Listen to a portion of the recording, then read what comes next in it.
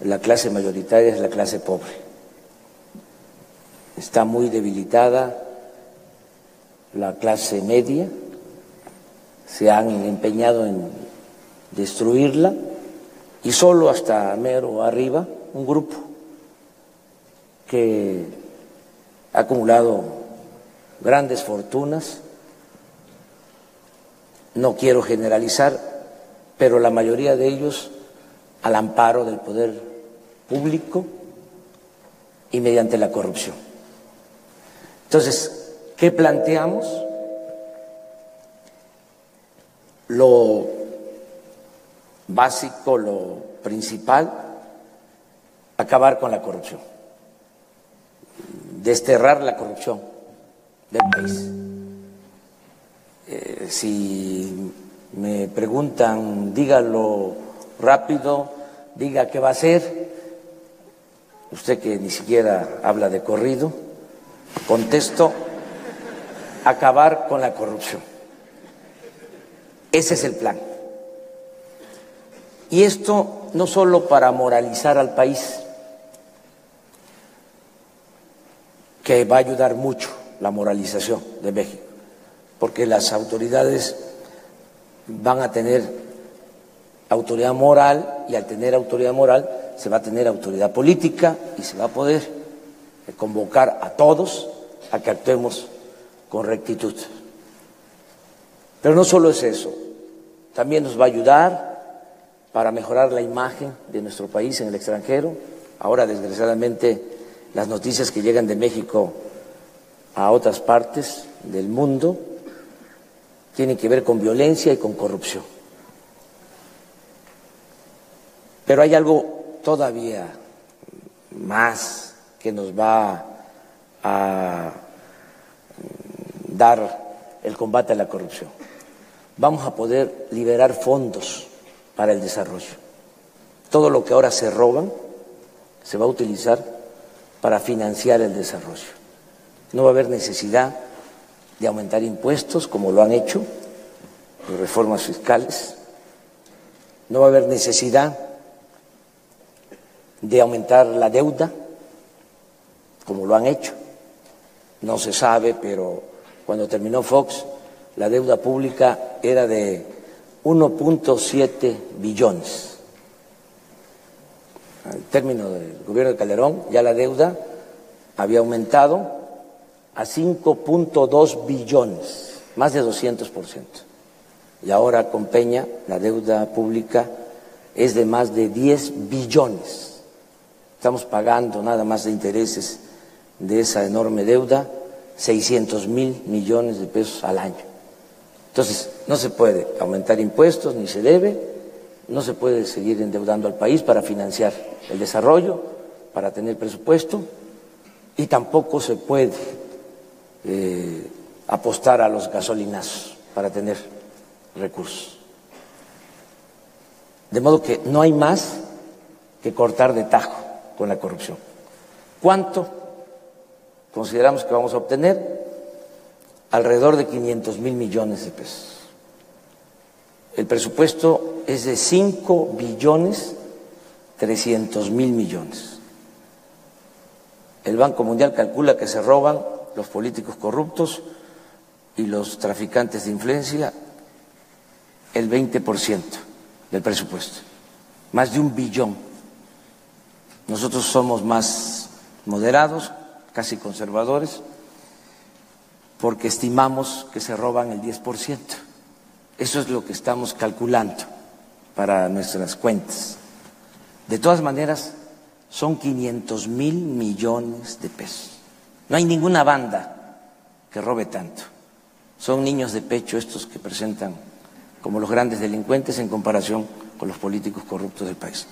Entonces, vamos a contar con ese dinero, porque no se va a permitir la corrupción. Hay quienes seguramente van a preguntar sobre los cómo. Está resuelto. El principal cómo es que el presidente no sea corrupto y no tolere la corrupción. Ese es el principal cómo hacerle.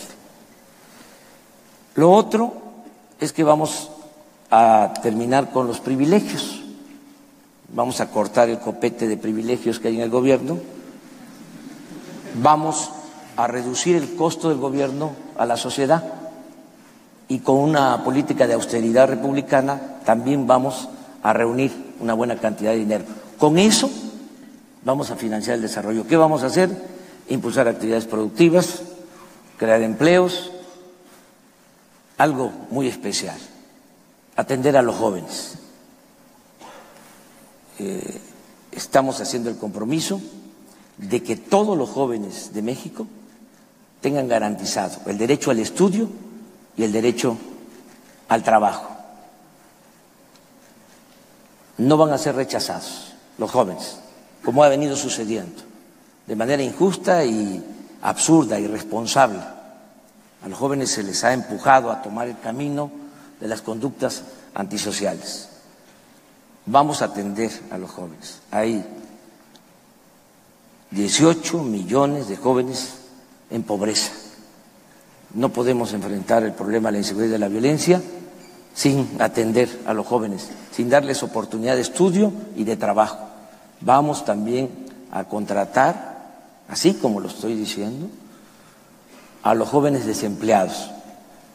Vamos a crear una red de tutores con empresarios, con dueños de talleres, con dueños de comercio, para que contraten a los jóvenes y la nómina la va a pagar el gobierno con el presupuesto público. Se les va a pagar a los jóvenes para que inicien como aprendices 3.600 pesos mensuales. 2.600.000 jóvenes van a tener garantizado el estudio con becas y trabajo. Lo resumo en una frase: becarios sí, sicarios no. Esto va a ayudar mucho para que se consiga la paz, la tranquilidad en el país. Una diferencia entre los que gobiernan y los adversarios nuestros con lo que nosotros planteamos, una diferencia de fondo, es que nosotros consideramos que la paz y la tranquilidad son frutos de la justicia, que no se puede apagar el fuego con el fuego, no se puede enfrentar la violencia con la violencia. El mal hay que enfrentarlo haciendo el bien. Si se reactiva la economía, si hay empleo, si hay bienestar, si se atiende a los jóvenes, va a haber paz y tranquilidad en nuestro país. Eso, en esencia, en lo general, es nuestro programa, es nuestra propuesta. Está por escrito lo que les estoy diciendo de manera resumida y en el diálogo pues van a ir saliendo otras cosas. Muchas gracias. Gracias, candidato.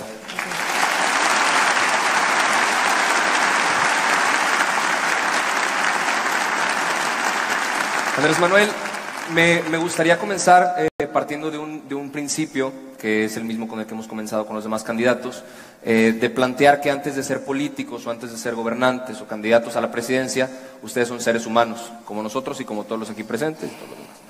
Y eso nos enfoca un poco más en conocerte a ti como persona, en un espacio libre de propaganda, un espacio libre de discurso político, y ya más adelante nos concentraremos un poco más en cuestionamientos específicos sobre tus propuestas.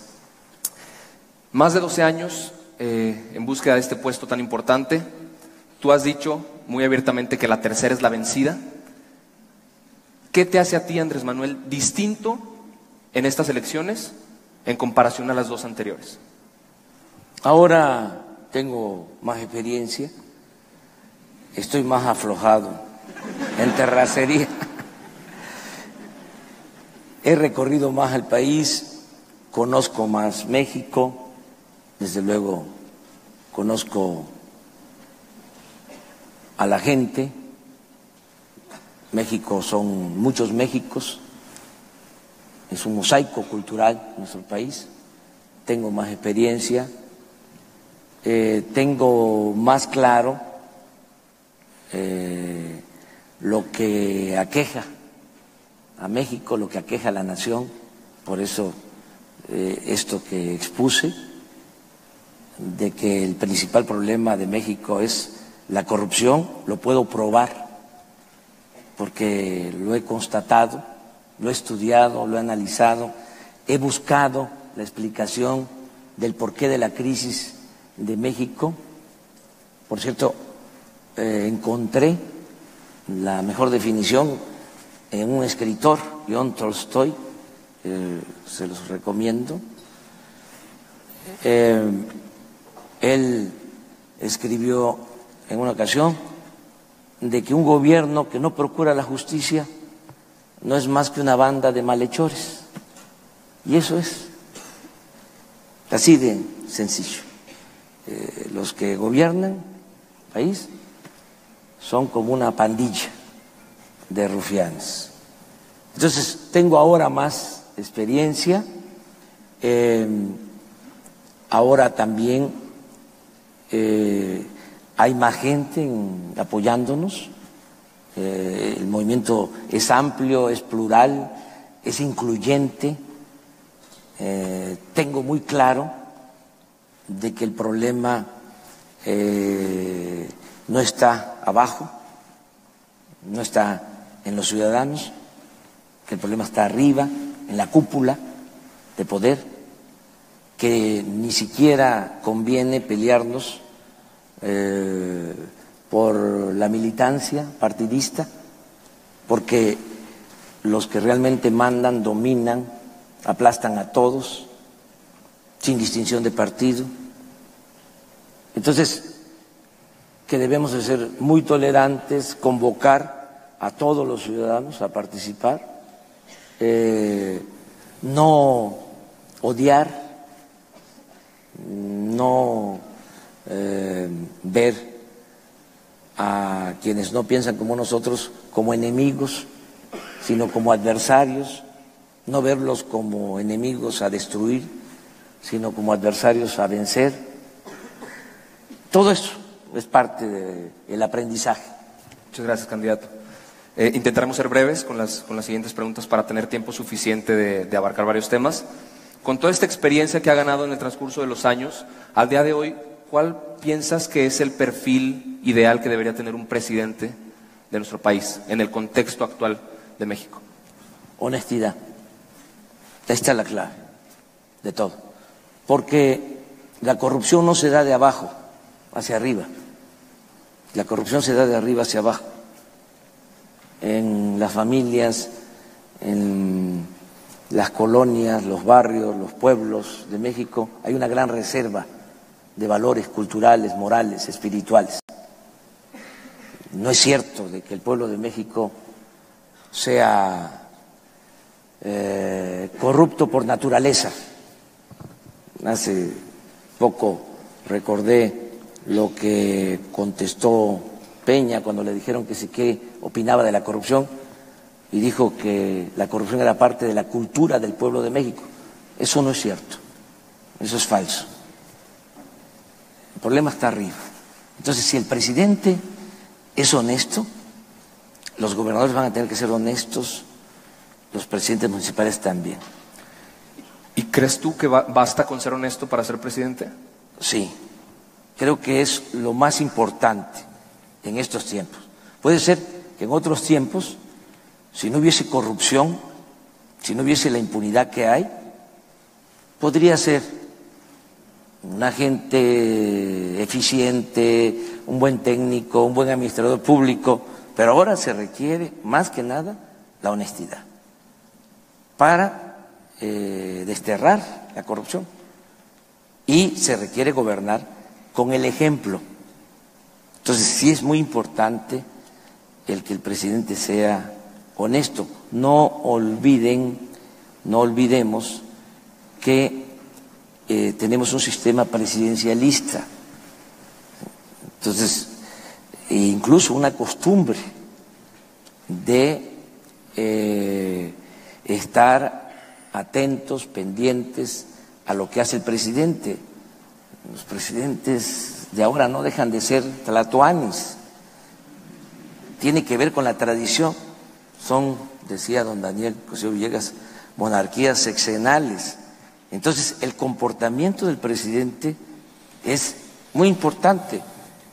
Por ejemplo, no todo se puede hacer con dinero. Los cambios, la transformación que nosotros planteamos no es nada más en lo material. Nosotros estamos planteando el bienestar material, pero también el bienestar del alma, y estamos planteando que se pueda cambiar el estilo de hacer política. Yo no voy a vivir en Los Pinos. Los Pinos van a pasar a formar parte del bosque de Chapultepec. Yo voy a seguir viviendo en mi casa.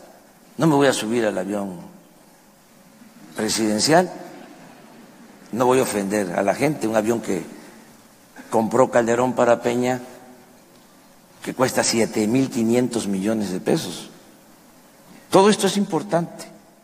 No voy a andar rodeado de guardaespaldas. No voy a utilizar al Estado Mayor Presidencial. El Estado Mayor va a pasar a formar parte de la Secretaría de la Defensa. Voy a ganar menos de la mitad de lo que gana Peña, y voy por eso mismo a que se cumpla lo que ya está en la Constitución, nada más que es letra muerta, es un artículo empolvado, nadie lo conoce. El artículo 127 de la Constitución establece que nadie puede ganar más que el presidente de la República. Pero ministros de la Corte, magistrados, senadores, diputados, los que están ahora de moda, consejeros de organismos autónomos, 200, 300, 400, 500, 600 mil pesos mensuales.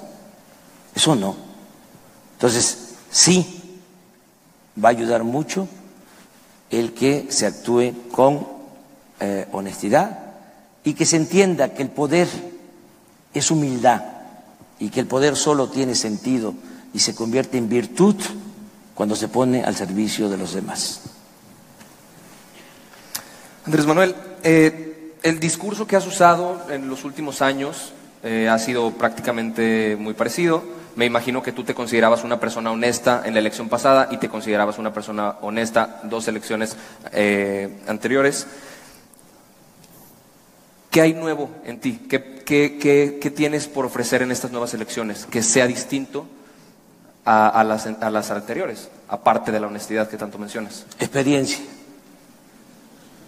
Tengo experiencia más que, con todo respeto y sin ser presumido, que los otros candidatos. Yo fui jefe de gobierno de la Ciudad de México y entregué buenas cuentas en el tema que tanto preocupa. En el tiempo que goberné la ciudad, reduje la incidencia delictiva en 20% homicidios, y son datos oficiales, en 40% el robo de vehículo con violencia, en 38% secuestros. En general, reduje la incidencia delictiva en la ciudad. Tengo esa experiencia y sé pues que hace falta atender las causas que han originado la inseguridad y la violencia. Tengo ahora también el apoyo de un grupo de especialistas en todos los campos de la vida pública. Tengo el apoyo de muy buenos economistas, muy buenos abogados, contadores, médicos, científicos. Es un equipo, antes que otros, no han hecho lo mismo otros candidatos. Nosotros ya presentamos un gabinete, los que van a gobernar. Ya tenemos un plan de desarrollo que lo elaboraron integrantes de la sociedad civil, de todos los partidos y también de Ciudadanos Sin Partidos. Aquí en Monterrey nos ayudaron para la elaboración de ese plan. El que coordinó ese trabajo fue pues un exalumno del TEC, Alfonso Rombo, y otros técnicos que están aquí. Entonces, ahora me siento más apoyado, de modo que vamos a hacer un buen gobierno. Andrés Manuel, en el 2006, después de que la elección no se dio como tú esperabas, salieron a Reforma a hacer un bloqueo. Se dice que la deuda por ese bloqueo rebasa los 500 millones de pesos. ¿Qué podríamos esperar nosotros como mexicanos si no se da la elección en esta ocasión? Bueno, lo de Reforma se ha utilizado mucho para afectarnos.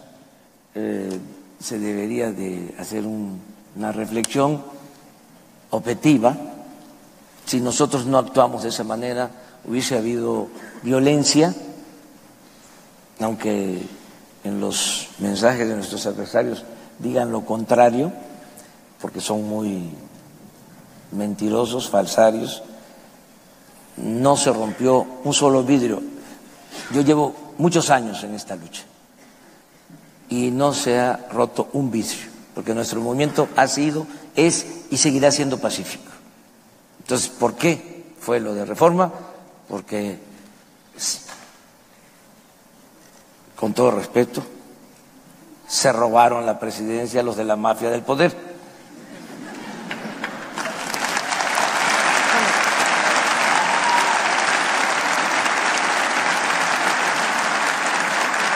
Y ya nada más termino.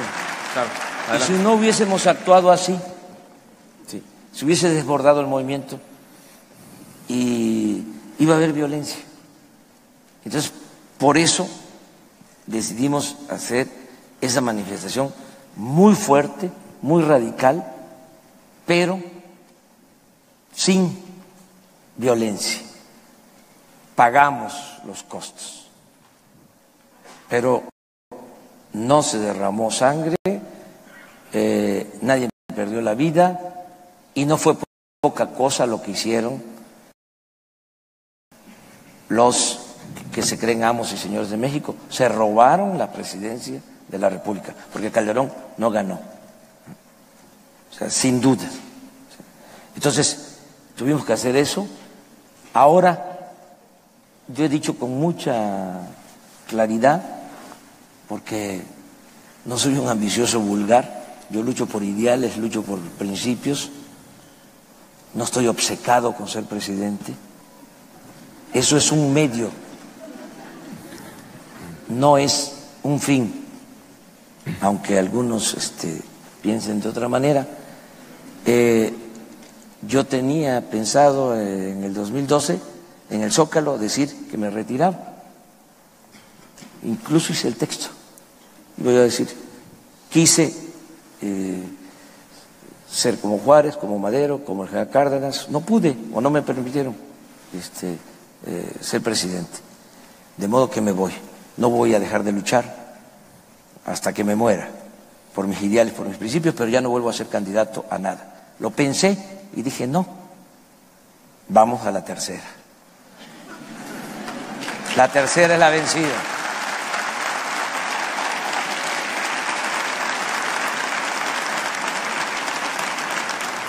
Pero no terminé la idea, nada más decirte eso. Tengo muy breve, por favor. Sí, tengo dos caminos, Palacio Nacional o Palenque, Chiapas. Ok, gracias. Andrés Manuel, en tus discursos constantemente nos hablas sobre esta mafia del poder. Has mencionado en algunas entrevistas que es un grupo de 30, 34 personas que para ti son la cabeza de la política de este país, pero tú fuiste priista, tú fuiste perredista y estuviste muy cerca de estas personas. Estuviste muy cerca. ¿Qué cambió? ¿Qué cambió y por qué decidiste que Morena fuera el camino? Pues no he estado cerca de ello porque procuro mantener distancia, porque no quiero que me roben la cartera. O sea, no he estado cerca de Salinas, que es el jefe de la mafia del poder, hablando en plata, ¿no? O sea, además, aquí estamos con jóvenes, ¿no? Aquí no estamos para dorarnos la píldora. Correcto. ¿A ustedes les gusta que se hable, como se dice, con claridad? Definitivo. La neta del planeta. Sí. Eso. Entonces, no tengo relación con ellos. También quiero decir que no los veo como enemigos, son mis adversarios. Pero sí tengo diferencias profundas, porque yo creo que ellos son los responsables de la tragedia nacional. En el caso de Salinas, es a partir de su gobierno que empiezan a entregarse los bienes del pueblo, de la nación, a particulares y a sus allegados. Y yo les dejo de tarea, de manera pues muy respetuosa, que vean cómo creció en el periodo de Salinas la desigualdad. Se profundizó la desigualdad en el gobierno de Salinas. Por eso yo le llamo a Salinas el padre de la desigualdad moderna. Entonces sí tenemos diferencias, ¿sí?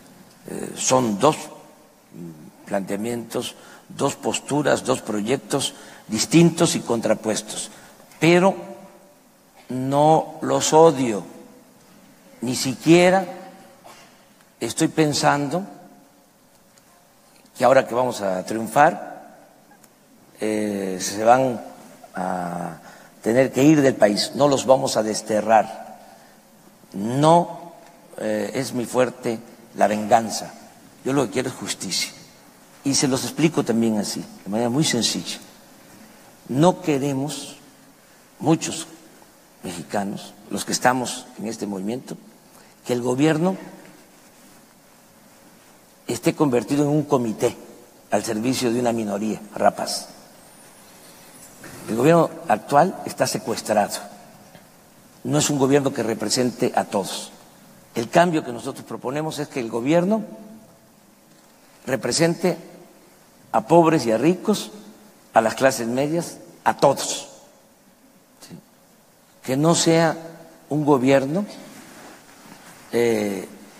al servicio de un pequeño grupo, que es lo que ha venido pasando.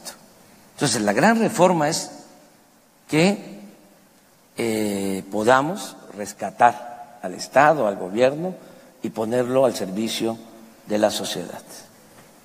Gracias, candidato. Mucho nos ha hablado también sobre las características en las que está en desacuerdo de sus contrincantes en esta elección.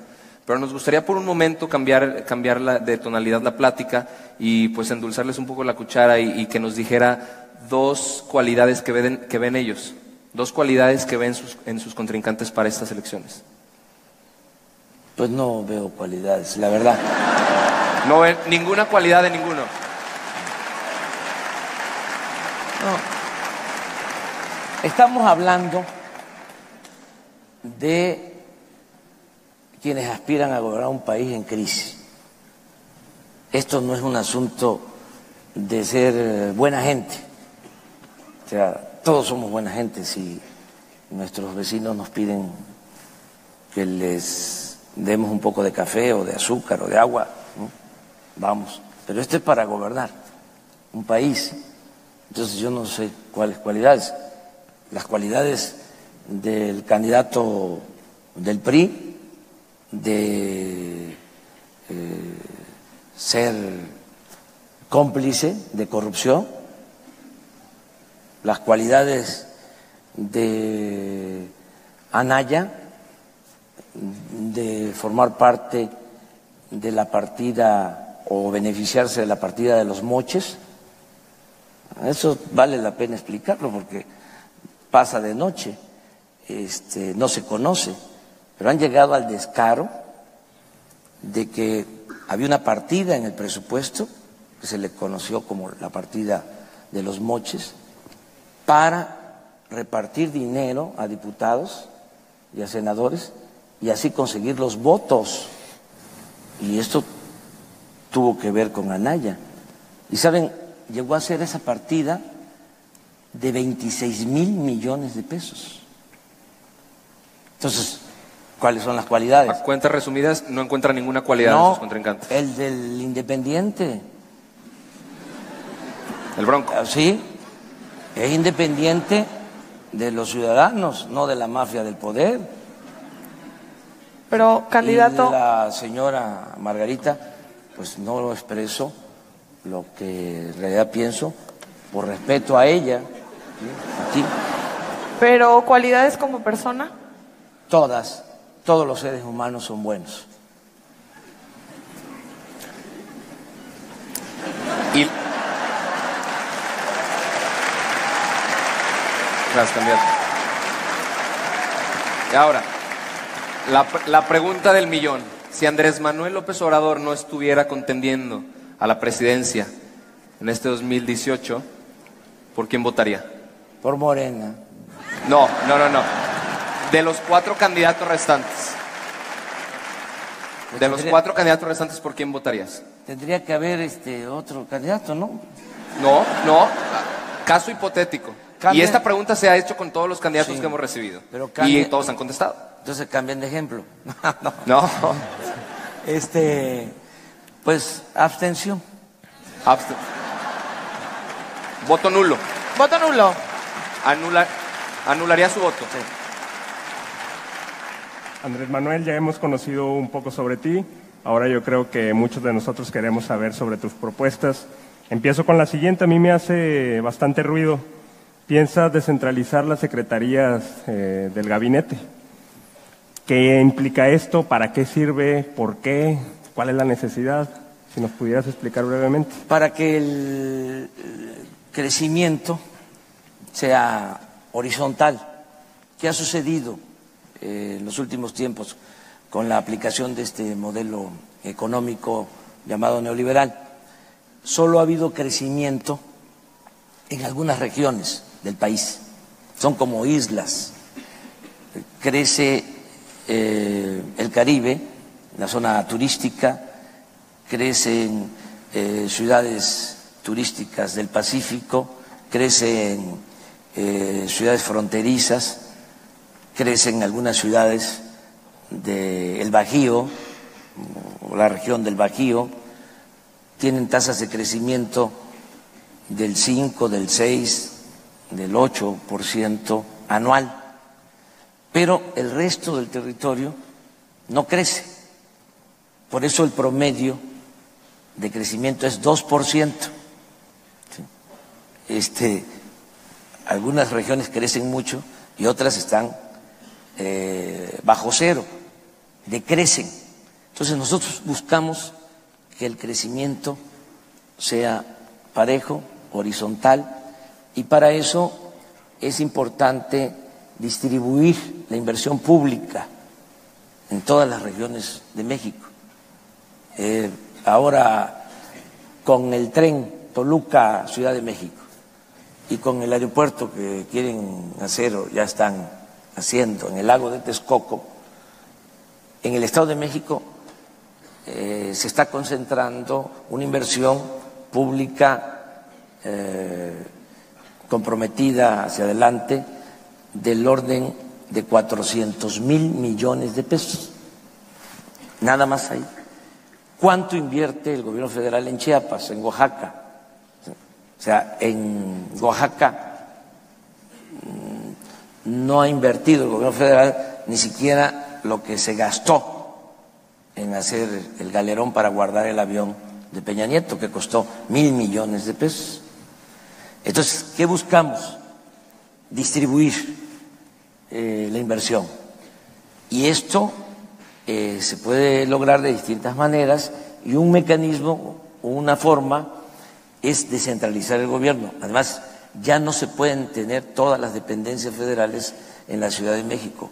La Ciudad de México, la gran Ciudad de México, es muy vulnerable, no solo por sismos, sino porque ya no hay agua y hay que descentralizar.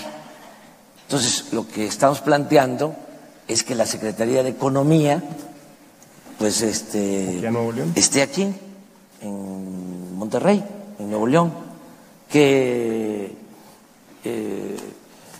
la Comisión Federal de Electricidad esté en Chiapas, porque ahí están las hidroeléctricas, que la Secretaría de Desarrollo Social esté en Oaxaca, que la Secretaría de Educación Pública esté en Puebla, que la Secretaría de Agricultura esté en Ciudad Obregón, Sonora. Eso es lo que estamos planteando. Es un proceso, pero lo vamos a conseguir y es para beneficiar a todo el país, no seguir con la centralización. Ok, tienes un programa bastante amplio en cuanto al desarrollo social. ¿De dónde vas a obtener estos recursos para implementar todos estos programas? Y ya que no vas a modificar impuestos, incluso dices que los vas a reducir, ¿cómo se logra esto? Pues es lo que expliqué. Nosotros, la fórmula es acabar con la corrupción, acabar con los privilegios y todo lo que ahorremos, destinarlo a financiar el desarrollo. Ese es el plan. Entonces estamos calculando que podemos liberar desde el primer año alrededor de 500,000 millones. Y con eso queremos financiar los proyectos que estamos proponiendo. El darle becas a 300,000 jóvenes para que estudien en universidades, en escuelas del nivel superior, becas de 2,400 pesos mensuales a 300,000 jóvenes, y darle trabajo a 2,300,000 jóvenes que ahora de manera despectiva se les llama ninis, que ni estudian ni trabajan, como si fuese culpa de ellos, jóvenes que no han tenido oportunidad. Bueno, darles trabajo como aprendices, pagándoles 3,600 pesos mensuales, o sea, darle estudio y trabajo a 2,600,000 jóvenes, 110,000 millones de pesos. Si se roban 500,000, nos va a alcanzar y nos va a sobrar. ¿Y qué vamos a ganar con esto? Mucho, porque vamos a jalar a los jóvenes. Si no lo jalamos nosotros, lo jalan las bandas y los jóvenes toman el camino de las conductas antisociales.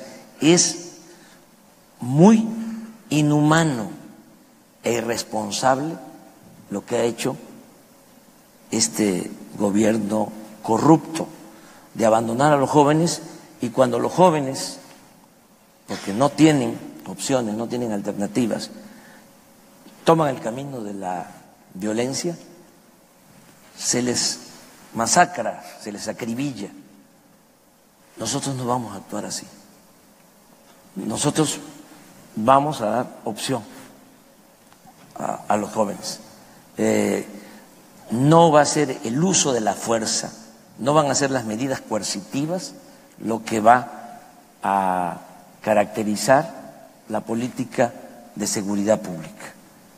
Vamos a atender las causas, vamos a que haya trabajo, a que haya bienestar, a que se moralice la vida pública, y de esta manera vamos a conseguir la paz para todos. Pero sí nos va a alcanzar. Estamos estudiando bien, además no vamos a tener muchos programas. Actualmente el gobierno federal debe de tener 500,000 programas, pero sin impacto social. Y todos estos programas, mucho aparato burocrático, todo se queda en el pago de sueldos para los altos funcionarios públicos. Que se va a combatir la corrupción, hay que crear la Comisión de la Transparencia, y tiene que ser autónoma, sí. ¿Y saben qué acaba de resolver la Comisión de la Transparencia? Que el caso de Odebrecht, una empresa brasileña que entregó sobornos, y que entregó sobornos en México se mantenga en secreto, que no se ventile el asunto. Es el Instituto de la Transparencia. ¿Cuánto nos cuesta el Instituto de la Transparencia? 1.000 millones de pesos al año.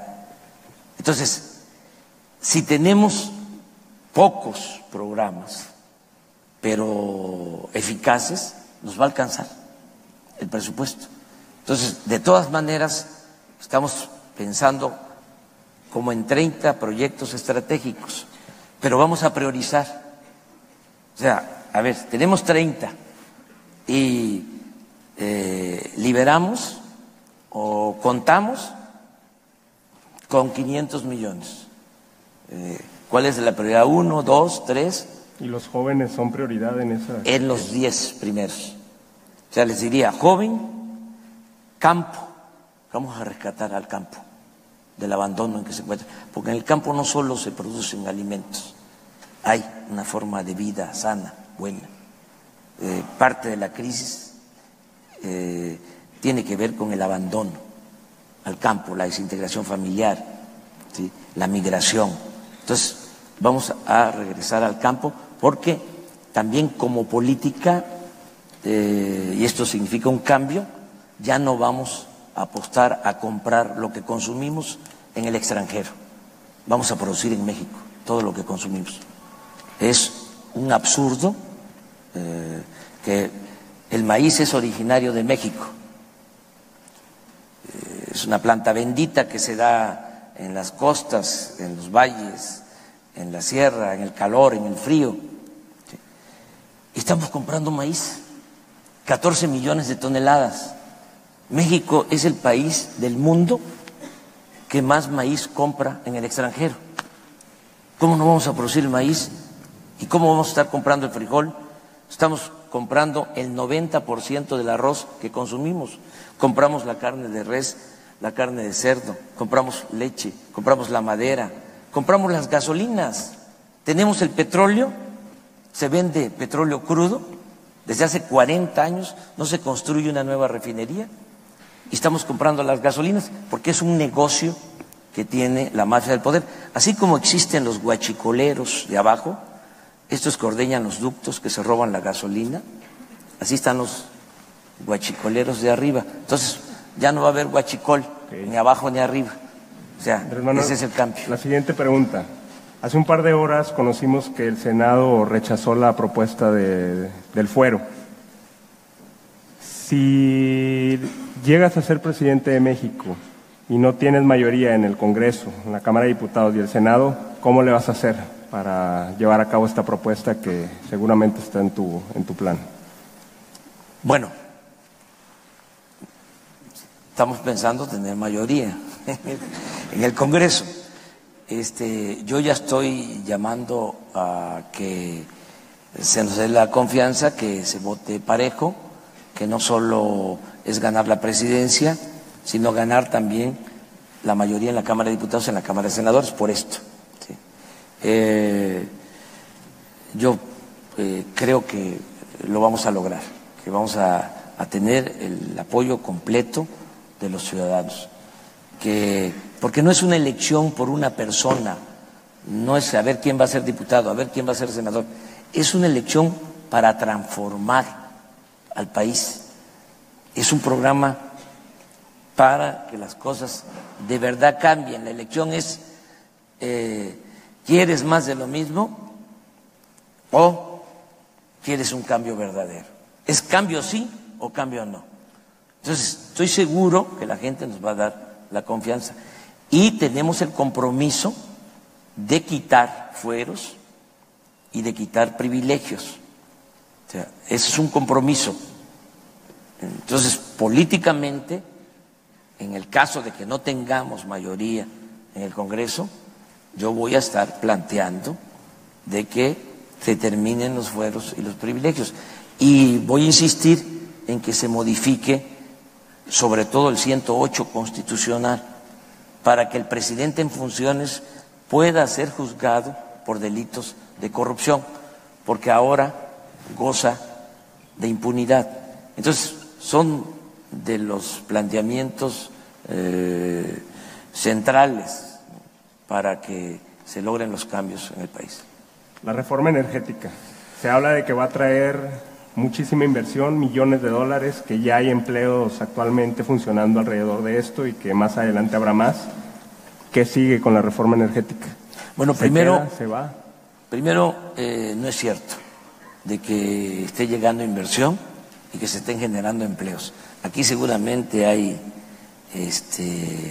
alumnos jóvenes de Ciudad del Carmen, de Villahermosa, de Coatzacoalcos, de Poza Rica, que les platiquen cómo están esas zonas petroleras completamente en crisis.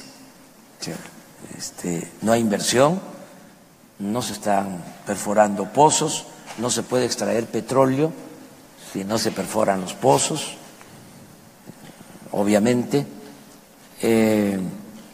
No hay empleo, hay una situación muy crítica en toda la región petrolera de México.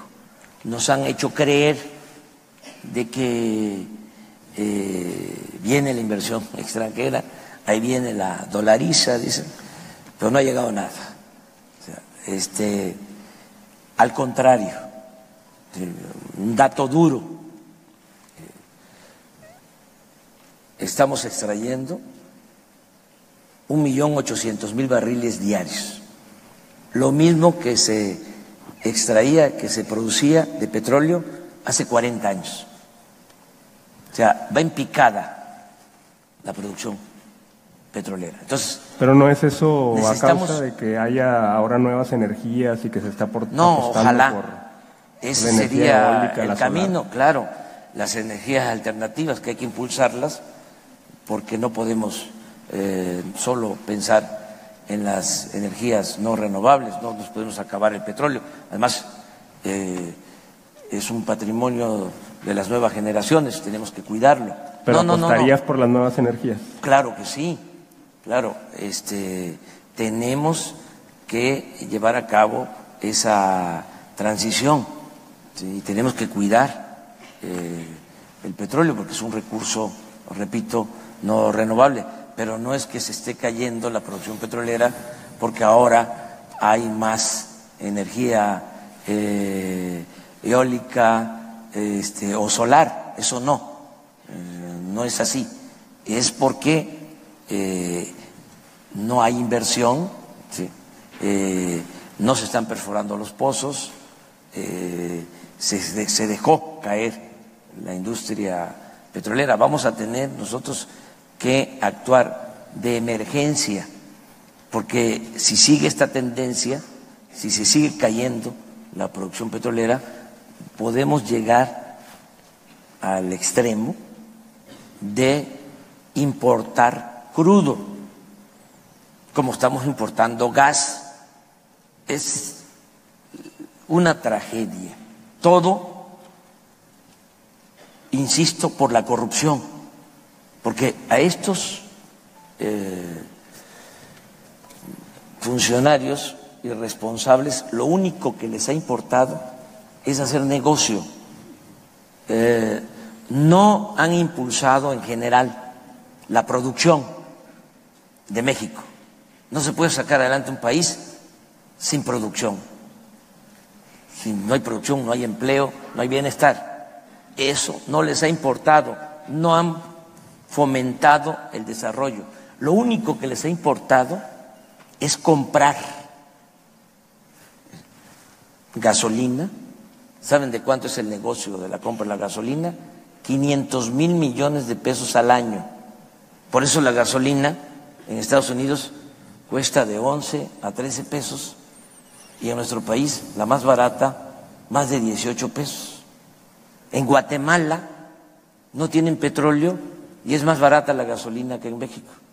Entonces, por eso no quieren construir las refinerías y todavía quieren decir o justificar el atraco haciendo creer de que no es negocio construir refinerías. Esto es de sentido común. ¿Cómo no va a ser negocio darle valor agregado a la materia prima. ¿Por qué si no es negocio siguen construyendo refinerías en Estados Unidos? Aquí tenemos 6 refinerías, aquí cerca está la de Cadereyta, que está operando al 35% de su capacidad. 6 refinerías, en Estados Unidos tienen 150 refinerías. No es que tienen el negocio de la compra de la gasolina, tienen el negocio de la compra del gas, tienen el negocio de la compra de los alimentos.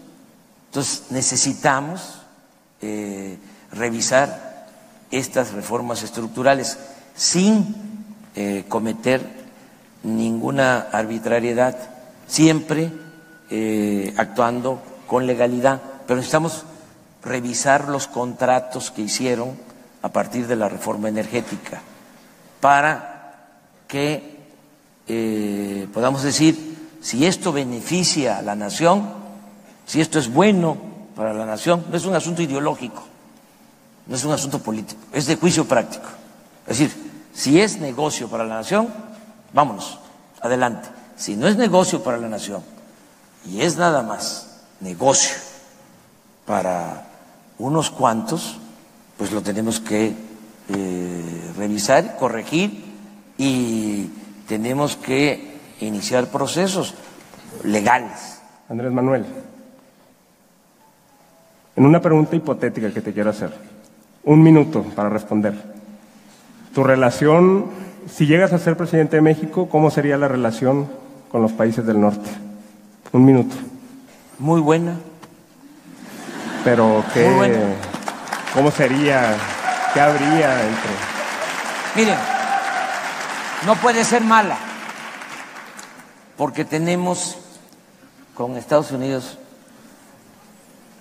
3.185 kilómetros de frontera.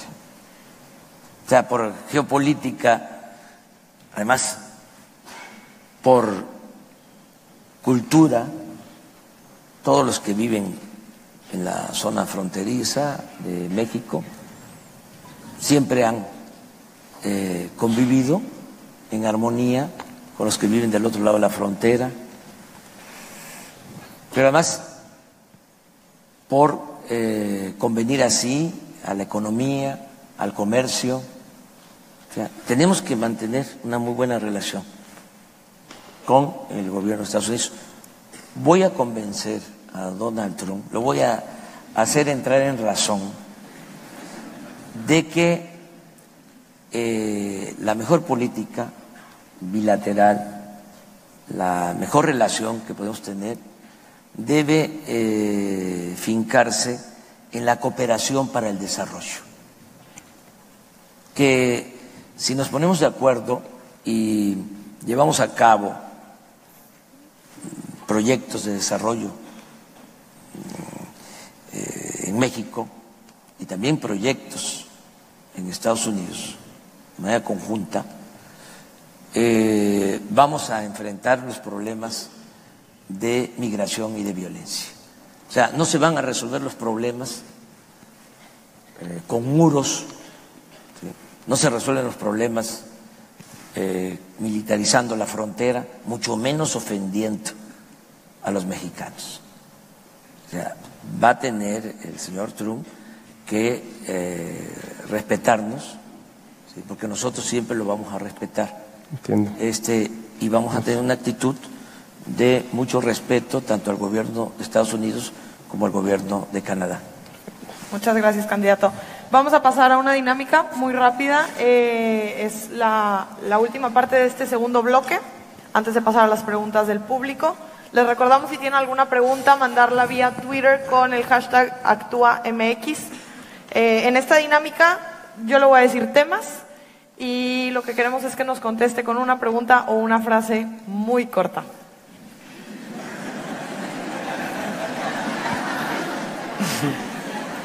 Seguridad. Es necesario. Pobreza. Duele. Corrupción. Lastre. Pena de muerte. No. Legalización de las drogas. Consulta. Eutanasia. Sí. Aeropuerto Ciudad de México. No. Experimentación animal.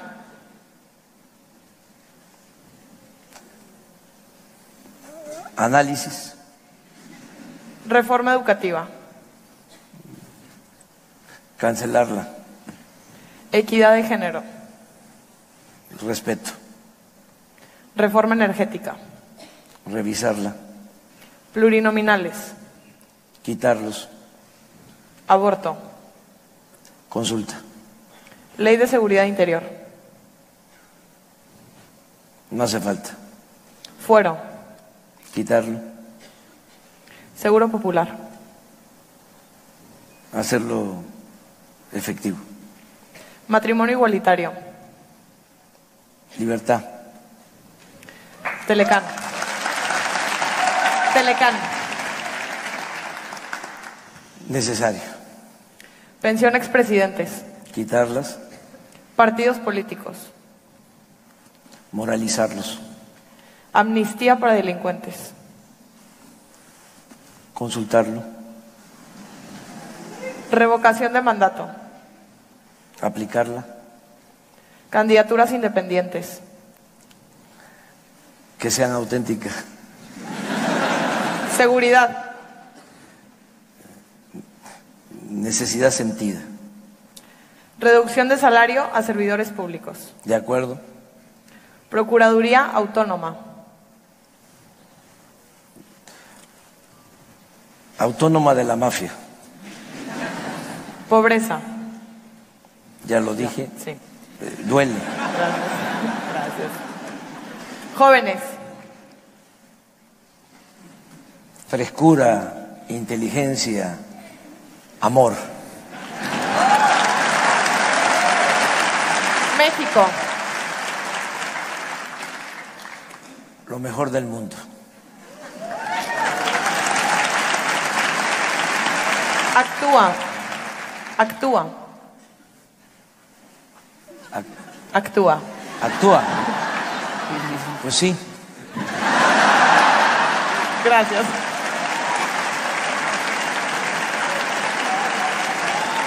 Muchas gracias. Vamos a pasar a la última sección de esta entrevista, que son las preguntas del público. Muchas gracias.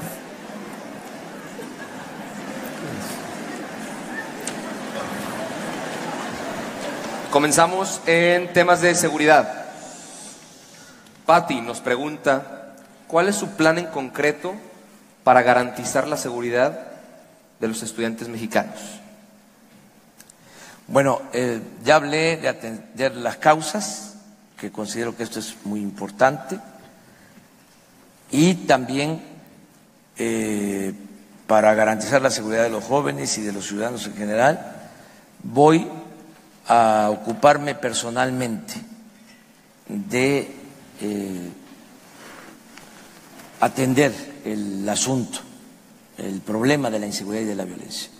Todos los días, como lo hice cuando fui jefe de gobierno, voy a tener un acuerdo con el Gabinete de Seguridad desde las 6 de la mañana, incluidos sábados y domingos.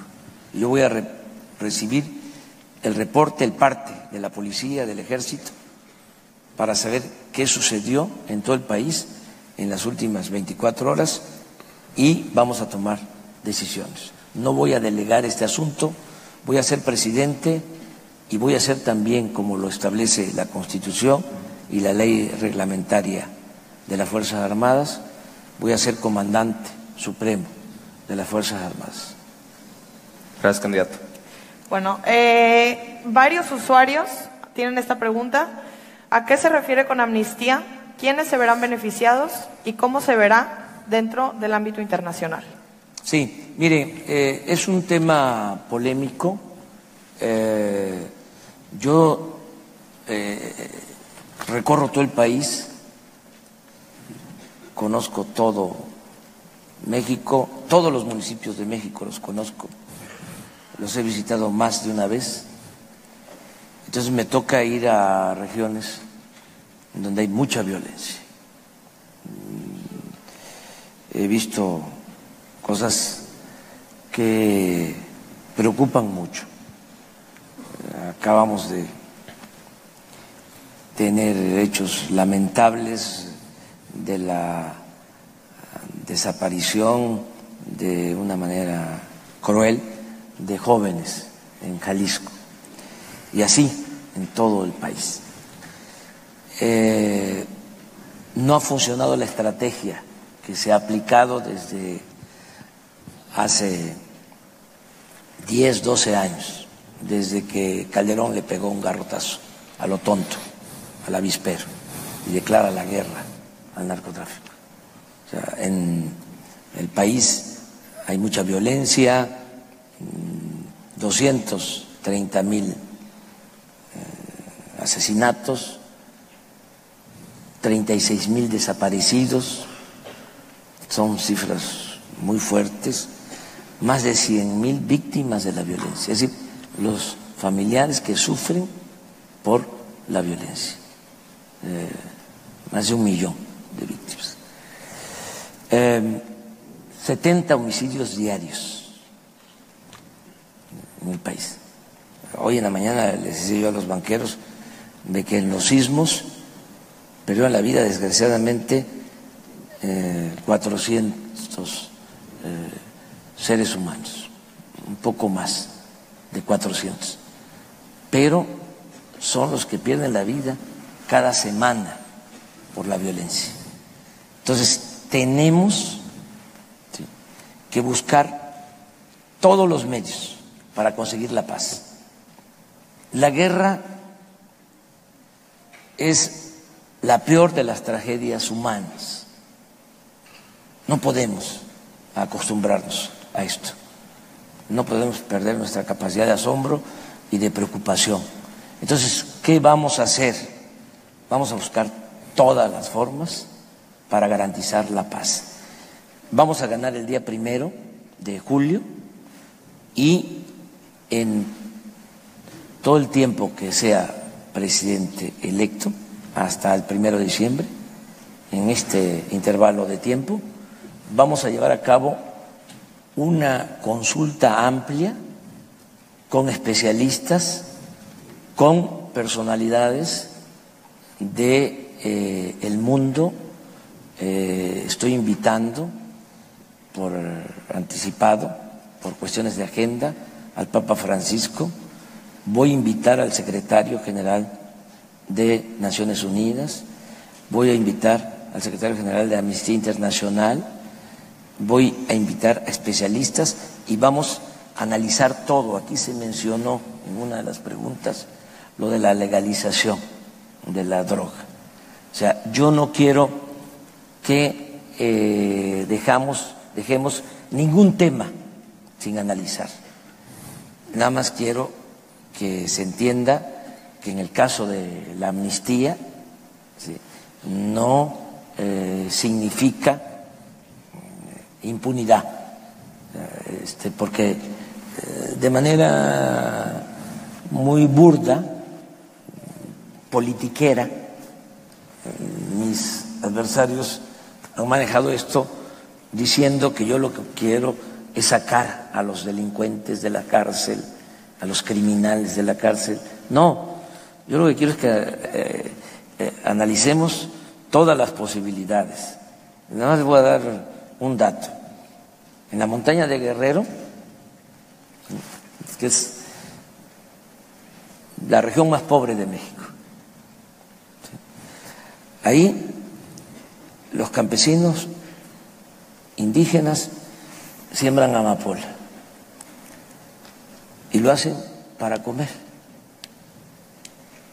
Y en una plática con ellos, en una ocasión, les decía, bueno, y los riesgos que tienen, porque les van a meter a la cárcel por esto.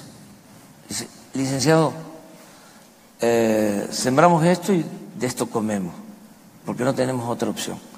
Pero si nos meten a la cárcel, tenemos el seguro, que significa que en la cárcel vamos a tener comida.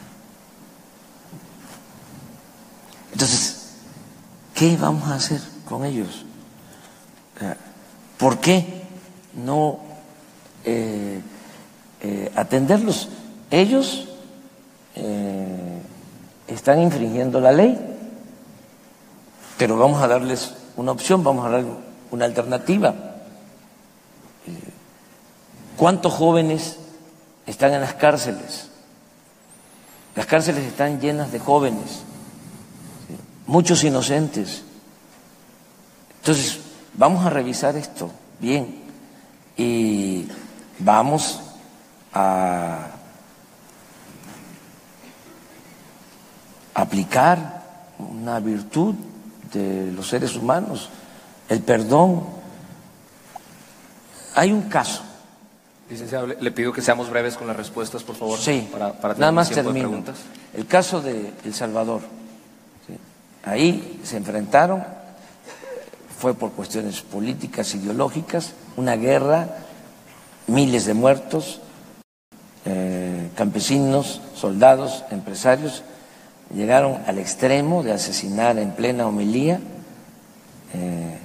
a Monseñor Romero, que ahora es mártir, héroe de El Salvador, y en un momento de lucidez ese pueblo se planteó que se podía hacer la paz y se logró la reconciliación. Nosotros necesitamos para México reconciliarnos, lograr la paz. Andrés Manuel, la siguiente pregunta la hace Edel y yo creo que varios de nosotros estamos interesados en su respuesta. ¿Cómo se incentivará el desarrollo de ciencia y tecnología en el país fuera de aumentar el presupuesto? ¿Y esto cómo hará que los científicos nacionales prefieran quedarse en México a emigrar al extranjero? Darles facilidades a científicos para que puedan desarrollarse en el país, que no tengan que abandonar México. Se está trabajando ya en un plan para la innovación, para el desarrollo científico y tecnológico. Es parte de lo que contempla el programa al que hice mención. ¿Habría una secretaría de ciencia y tecnología o algo así como se está implementando en algunos estados? Vamos a que el CONACYT funcione bien. Esa es su responsabilidad como institución gubernamental, apoyar, fomentar el desarrollo de la ciencia y de la tecnología. Andrés Manuel, nos pregunta Oscar, en caso de ganar la elección y tener la mayoría del Congreso, ¿qué garantías le dará al pueblo mexicano de que no habrá una reforma al artículo 83, no reelección? Son varias cosas. Primero, yo tengo principios, tengo ideales, estoy en contra de la reelección. No acepto la reelección. Yo voy a gobernar 6 años. Dije ayer, antier, de que vamos a sentar las bases del nuevo país, de la patria nueva, en 6 años, porque voy a trabajar, vamos a trabajar en equipo 16 horas diarias. Hice referencia, me tardo en responder porque no hablo de corrido. Pero intentemos ser lo más breves posible. Hice referencia a San Benito, que observó que los monjes se la pasaban mucho tiempo en la meditación y él dispuso de que 8 horas para pensar, 8 para trabajar y 8 para descansar. Entonces, como ya nosotros no tenemos mucho que pensar, ya sabemos lo que se tiene que hacer, pues van a ser 8 para trabajar, 16 horas, 8 para trabajar y las 8 de pensar también van a ser para el trabajo. Entonces vamos a hacer 12 años de gobierno en 6, nada más. No va a haber reelección. Ahora hay un spot asqueroso que dice que vamos a hacer como Chávez y que me voy a quedar 14 años. Pues no, son 6 años y es un asunto de principios y no va a haber ninguna reforma en ese sentido. Gracias. Yo creo que pasamos al final de nuestra entrevista por cuestiones de tiempo. Para finalizar, Andrés Manuel, yo te quiero recordar que este 1 de julio vamos a ser alrededor de 14 millones de jóvenes los que vamos a votar, un aproximado del 30% del electorado. Aquí tenemos presentes, como comentábamos al inicio, a 1.800 más todos los que nos están viendo a través de redes sociales. Y pues conocerte es importante para definir nuestro voto. Por lo que para finalizar te invitamos a que nos digas por qué eres la mejor opción y por qué deberíamos votar por ti.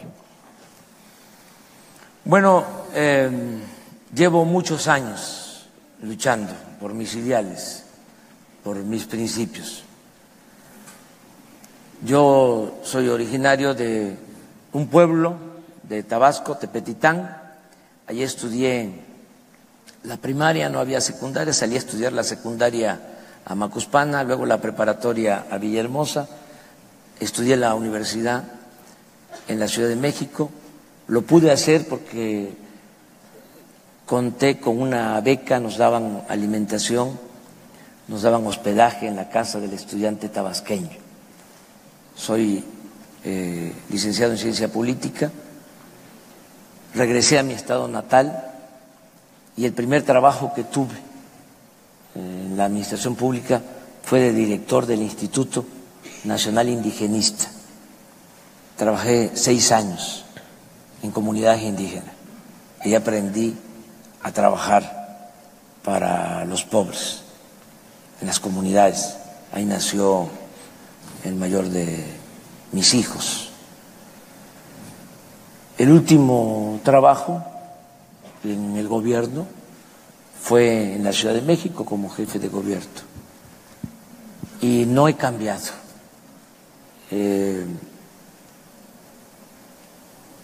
Siempre he pensado en todos.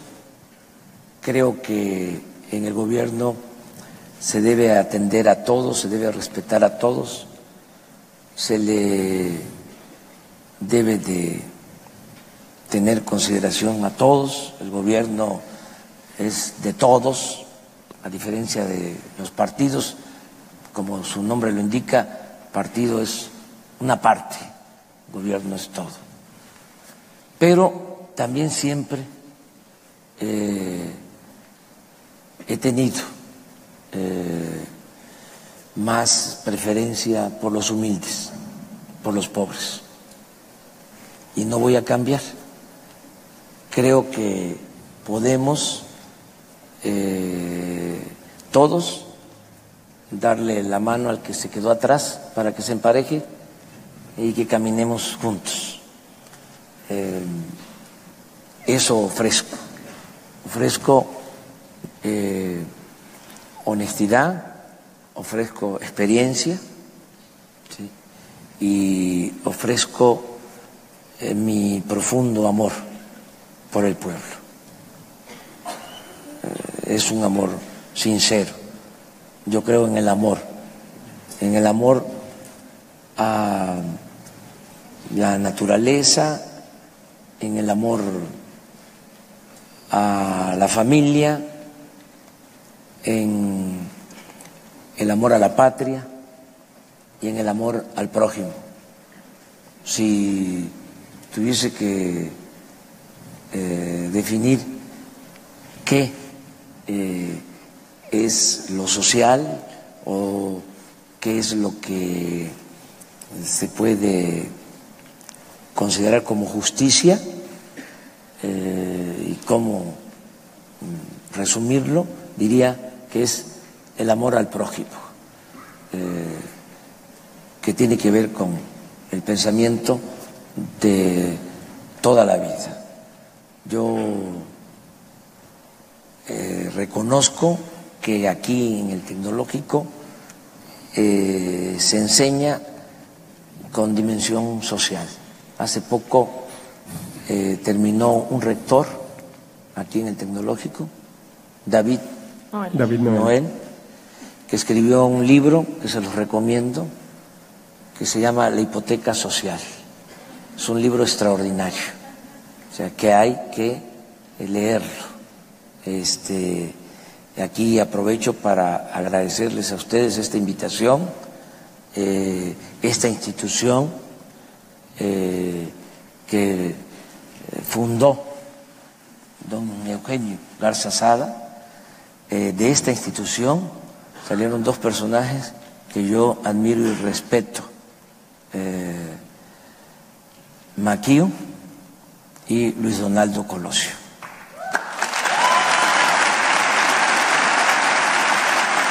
Y muchas gracias. Gracias. Muchísimas gracias. Gracias, candidato. Gracias, Andrés Manuel. Muchas gracias, candidato. Recibimos en el escenario a Luis Lauro Torres, él es presidente de la Federación de Estudiantes, y a Diego Cázares, él es coordinador general de Actúa. Muchas gracias, candidato, por estar aquí con nosotros, los estudiantes del TEC de Monterrey.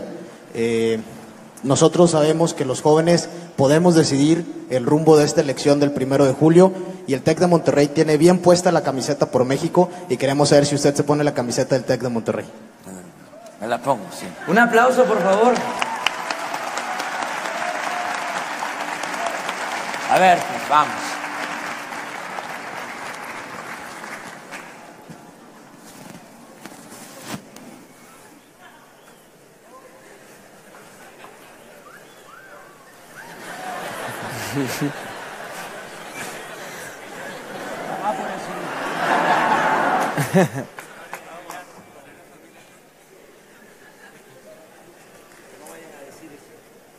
Más o menos. Ahí está, un aplauso, por favor. De igual forma, Diego Cázares le hace entrega de un reconocimiento a nombre de los estudiantes del TEC de Monterrey.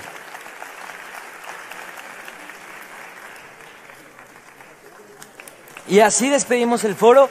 Muchas gracias por acompañarnos.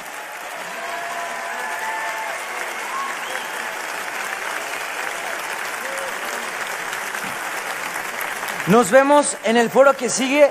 Muchas gracias y buenas tardes.